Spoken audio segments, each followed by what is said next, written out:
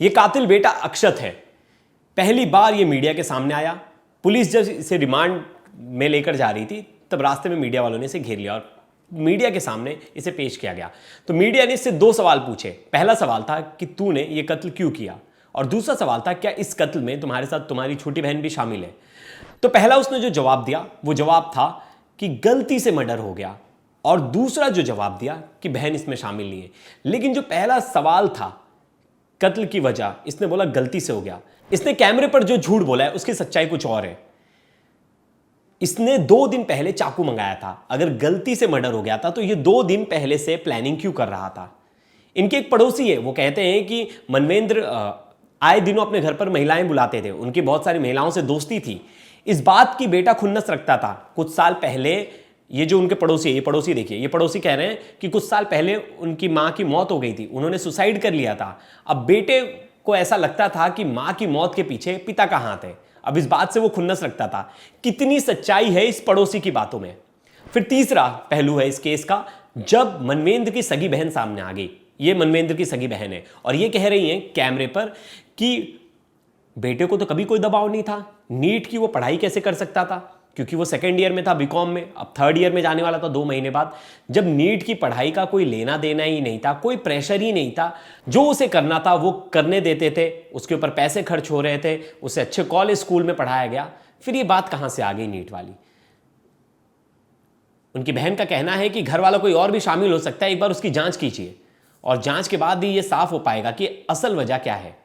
इसने प्लानिंग तो कर रखी थी, क्योंकि इसने जिस तरह से आरी लाया था, ड्रम लाया था बकायदा, उसके बाद इसने उस डेड बॉडी को गलाने के लिए एसिड लेकर आया था। ये तमाम ऐसी चीजें थी और ये कैमरे पर झूठ बोल रहा है, कह रहा है कि गलती से हो गया।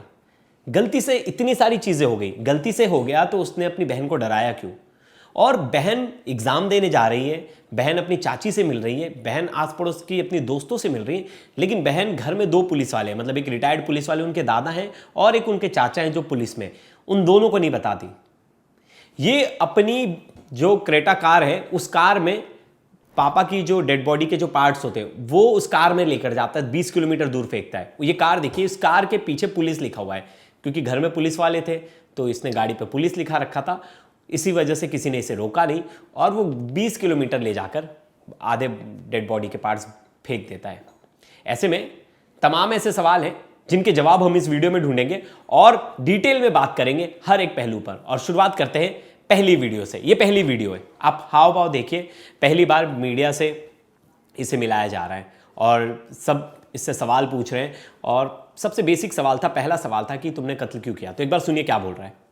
शायद आप कुछ बताएंगे क्यों मर्डर किया है?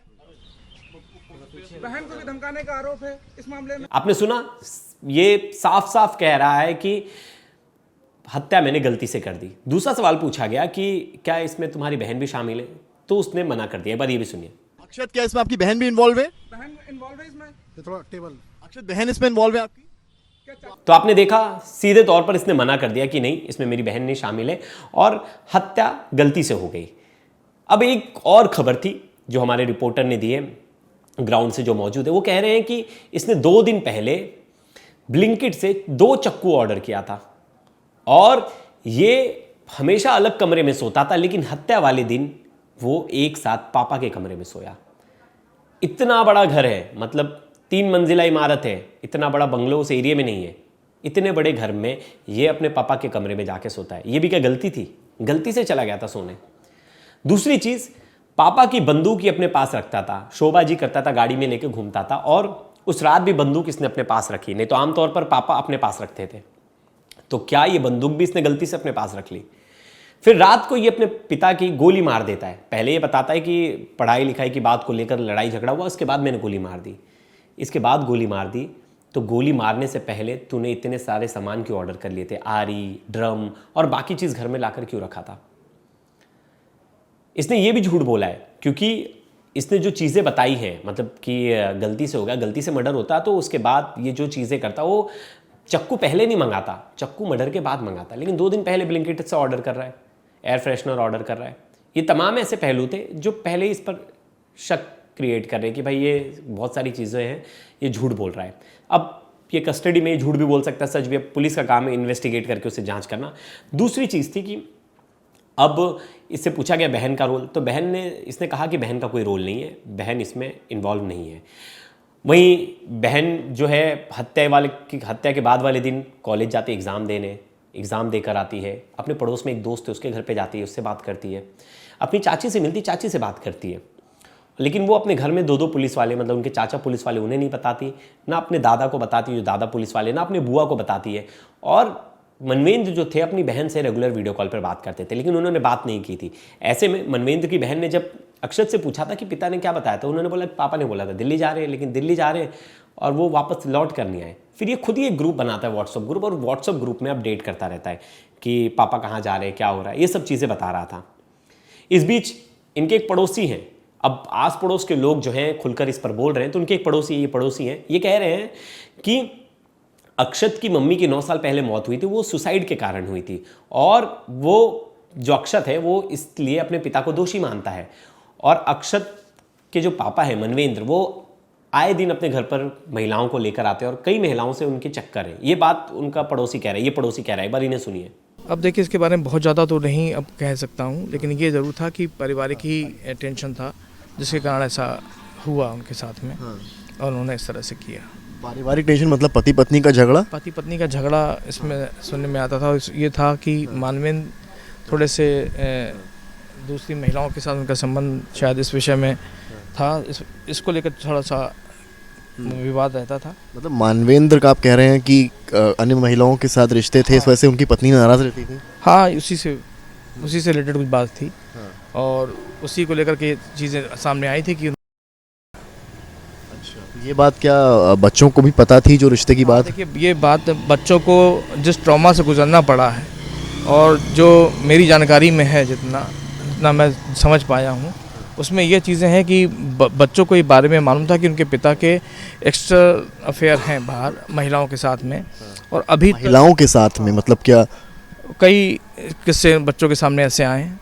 तो बच्चे बहुत मेंटल ट्रॉमा में जिस तरह से गुजरे हैं, जिस प्रकार की मानसिक तनाव में इस विषय को लेकर गुजरे, वो एक बड़ी बात थी। तो आपने सुना, ये उनके पड़ोसी थे, और ये पड़ोसी भी कह रहे हैं कि मनवेंद्र के बहुत सारे महिलाओं से संबंध थे। इस बात से अक्षत जो था वो नाखुश था, और इस चीज़ को लेकर दोनों के बीच में अनबन बनी रहती थी। अक्षत कुछ महीने पहले भाग भी गया था अपने घर से, फिर उसको मना कर लाते, वो कानपुर में मिलता है, कानपुर से उसको मना कर लाते घर में, और उसके अकाउंट में 5 लाख रुपए डाल देते, उसकी बहन के अकाउंट में भी 5 लाख रुपए डाल देते। अब इसके बाद जो बहन है वो सामने आई थी। उनकी बहन का कहना है कि अक्षत ऐसा लड़का नहीं था, और अक्षत के ऊपर कभी कोई दबाव नहीं था। 3 साल पहले दबाव था कि नीट की पढ़ाई कर लो और नीट का एग्ज़ाम दे दोगे, डॉक्टर बन जाओगे तो बहुत अच्छी बात है। लेकिन अक्षत नीट के एग्ज़ाम में पास नहीं हो पाया, कोई अच्छा कॉलेज नहीं मिला। उसमें तो सिर्फ नंबर्स लाना होता है। नीट में अगर आपके 50 नंबर, 40 नंबर, 30 नंबर भी हैं तो आपका एडमिशन प्राइवेट कॉलेज में हो जाएगा, लेकिन अच्छा नंबर नहीं लाया तो अच्छा कॉलेज नहीं मिल सकता था। इस वजह से पिता ने उसका कहीं एडमिशन नहीं कराया। फिर बोला कि तुझे जो बेटा पसंद है वो कर ले, तो उसने बोला पापा मैं बीकॉम करना चाहता हूँ, तो बोलते बीकॉम ही कर ले। वो बीकॉम करने लगा। उनकी बहन ने ये भी बताया कि ये बड़ा आदर्शवादी लड़का था, मतलब पिता की हर बात मानता था, घर में सबकी हर बात मानता था, सबकी बड़ी इज्जत करता था। ऐसे में अगर ये हत्या कर रहा है तो ये हमें ही खुद आश्चर्य में डाल रहा है कि ऐसा कैसे कर सकता है। जो उनकी बहन है उन्होंने कैमरे पर सब चीज़ें बताई। उन्होंने कहा कि उसके हाव भाव से कभी नहीं लगता था कि वो अपने पापा से इतनी नफरत करता है, और वो कभी जो है इस तरह का कदम उठाएगा। उन्होंने ये भी बताया कि जो अक्षत की छोटी बहन है उनसे भी मेरी बात हुई। उन्होंने कहा कि मैं बुआ डर गई थी, मैं फिर चाची के पास आकर सो गई, फिर चाची के पास सोई, फिर मैं सुबह एग्ज़ाम देने चली गई। इसने मुझे डराया धमकाया था, बोला था कि अगर तू किसी को बोलेगी तो गोली मार दूंगी। वही दूसरी एक खबर आ रही है दैनिक भास्कर पे जो छपी थी, उसमें बताया गया कि जो अक्षत है, अक्षत ने रात को नॉनवेज ऑर्डर किया और नॉनवेज बैठ के खाया। पापा की हत्या करने के बाद घर में खाना नहीं बना, उसने नॉनवेज खाया, और नॉनवेज खाने के बाद फिर उसने बॉडी के पार्ट्स किए। रीढ़ की हड्डी कटी नहीं तो उसे लगा धड़ कटेगा नहीं, तो उसको उसने वहीं छोड़ दिया, और उसने बोला अब मैं इसको ऐसे डंप कर दूंगा, मतलब फेंक दूंगा, और अक्षत ने वही किया। बाद में ये क्या करता है, अपने पापा का जो तीनों फ़ोन होता है वो लेके जाकर 20 किलोमीटर दूर फेंकता है, और वहीं फेंक देता है कि किसी को लोकेशन मिले तो वहीं जाए, लेकिन ये भूल जाता है अपना मोबाइल स्विच ऑफ करना। ये पुलिस में जाता है, अगले दिन 2 दिन बाद कंप्लेंट करने कि पापा गुमशुदा हैं, पापा बोले थे 21 तारीख को लौट आएंगे दोपहर तक, लेकिन लौट नहीं आया और हम हर जगह पूछ लिए लेकिन पापा का कोई अता पता नहीं। जब उनकी कॉल हिस्ट्री डिटेल और उनकी जो लास्ट कॉल हिस्ट्री थी और उनकी लोकेशन, मोबाइल लोकेशन की डिटेल निकाली गई पुलिस ने, तो पुलिस ने देखा 20 किलोमीटर ही है जो आखिरी लोकेशन दिखा रहा है, वो कभी दिल्ली गए ही नहीं। इस बात पर उन्हें शक हुआ कि इसके पीछे कोई तो है जो बहुत सारी चीज़ें छुपा रहा है। अब उन्होंने घर में सबके कॉल डिटेल्स निकालना शुरू कर दिए, सबके लोकेशन, उनके भाई और बाकी जितने लोग हैं। तो एक लोकेशन मैच की, वो थी अक्षत की लोकेशन मैच हो गई कि अक्षत जो था वो उसी जगह पर जहाँ इनके पापा की मोबाइल लोकेशन मिली थी, उसी जगह अक्षत को पुलिस गाड़ी में बिठाती है और घूमते घूमते लेकर जाती है और बोलती है तुम्हारे पापा का मोबाइल लोकेशन यहाँ का दिखा है। बोलते तुम कभी यहाँ आए? तो अक्षत ने बोला नहीं, मैं यहाँ आई नहीं आया। तो पुलिस ने फिर वहीं पकड़ लिया कि झूठ बोल रहा है। पुलिस ने फिर बड़ी कड़ाई से पूछताछ की कि सच बताओ अब इसके पीछे का पूरा मामला क्या है। नीट का कोई प्रेशर नहीं था। नीट के लड़के ने एक बार मना कर दिया था तो उन्होंने मतलब ज़्यादा जोर नहीं दिया। सभी लोगों ने फैमिली में मम्मी ने, मैंने, पापा ने, सब लोगों ने ये बोला कि अगर उसका मन नहीं है पढ़ने का तो आप मत जोड़ दीजिए। जो उसका मतलब नई खून है, नई जनरेशन है, जो उसका मन है करने का वो करने दीजिए। तो उन्होंने ये बोला था भाई ने कि चलो ठीक है, अब उनको जो करना तो करें, अब हमें कोई मतलब नहीं जिस लाइन में उन्हें जाना। तो उसने कहा मुझे कॉलेज में एडमिशन कराना, मुझे BBA करना, जो भी करना, तो बिजनेस करना चाहता हूँ। दोनों बच्चे तो अच्छे कॉलेजेस में पढ़ ही रहे थे, लड़की भी अच्छी स्कूल में। लामार्टियन कॉलेज में उसका एडमिशन कराया, इसीलिए कराया था कि लड़का कुछ मतलब अच्छा, वहाँ कहते ना उनका कहने का मतलब भाई का था कि लड़का कुछ बन के निकलता है वहाँ से। उसका बेहतर चाहते थे वो, भविष्य में एक उन्होंने सोचा था 12th निकलेगा तो मैं इसे नीट कराऊंगा, 1 साल में नहीं कर पाएगा, अगर गवर्नमेंट नहीं बनेगा तो प्राइवेट करवा दूंगा, 1 करोड़ रुपए देंगे तुम्हारी एडमिशन फीस, तुम्हें डॉक्टर बना दें। क्योंकि उनका जो जितना बिजनेस है तो हम अगर नहीं डॉक्टर बनेगा तो प्राइवेट करवा देंगे तो ये संभाल लेगा। आप क्योंकि बहन है आपका, तो यहाँ बुआ लगी, बुआ रिश्ते से लगी, तो एक बुआ ने कभी सोचा था कि इस तरह की? बिल्कुल नहीं सोचा था। हमारा मतलब जो भतीजा है इतना संस्कारी था कि मतलब अगर 4 लोगों के 10 लोगों के बीच में बैठता तो सब लोग कहते थे कि मतलब मानवीन के बच्चे कितने अच्छे हैं।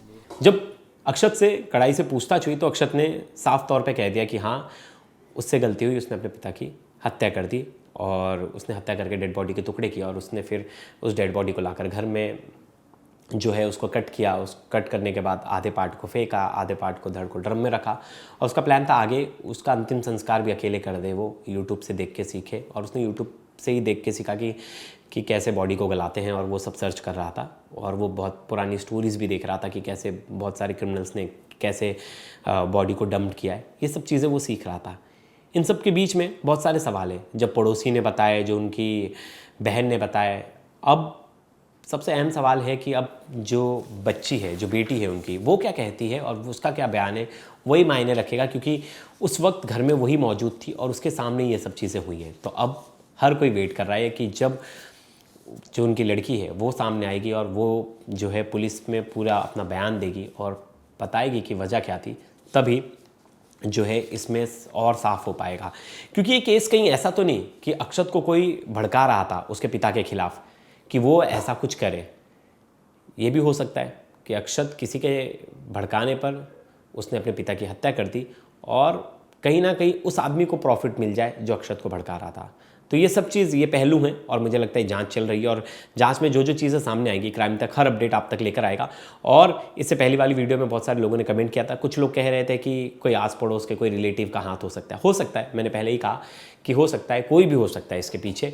और अब हमें यही देखना है कि इनका जो बिज़नेस था वो कितना बड़ा था, अब उस एम्पायर को कौन संभालेगा, पैसा जो था उसका हिसाब किताब कौन रखता था, अक्षत रखता था या कोई और।